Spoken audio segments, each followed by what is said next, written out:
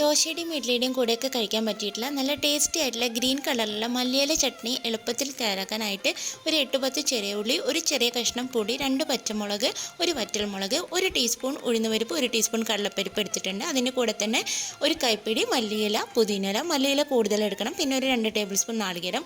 ആദ്യം കുറച്ച് വെളിച്ചെണ്ണയിൽ കടലപ്പരിപ്പ് ഉഴുന്നും ഒന്ന് വറുത്തെടുക്കുക. അതിൻ്റെ കൂടെ തന്നെ ചെറിയ ഉള്ളിയും മുളകുകളും ഒന്ന് വറുത്തെടുത്തതിന് ശേഷം പുളിയിട്ട് ജസ്റ്റ് ഒന്ന് ചൂടാക്കി എടുത്താൽ മതി. അതിനുശേഷം അതിലേക്ക് ആ മല്ലിയിലയും പുതിനയും ചേർത്ത് നന്നായിട്ടൊന്ന് മിക്സ് ചെയ്യുക. ലോ ഫ്ലെയിമിൽ വെച്ചിട്ട് ജസ്റ്റ് ഒന്ന് ചൂടാവ് വേണ്ടു. അതിലേക്ക് ആ നാളികേരം ചെറിയതും കൂടി ഇട്ട് നന്നായിട്ടൊന്ന് ഇളക്കിയ ശേഷം ഫ്ലെയിം ഓഫ് ചെയ്തിട്ട് തണുക്കാനായിട്ട് വയ്ക്കാം. നന്നായിട്ട് തണുത്ത് കഴിഞ്ഞാൽ അതിലേക്ക് ആവശ്യത്തിനുള്ള ഉപ്പും ഒരു 2 ടേബിൾ സ്പൂൺ മാത്രം വെള്ളവും ചേർത്തിട്ട് നല്ല മിനുസായിട്ട് അരച്ചെടുക്കാം.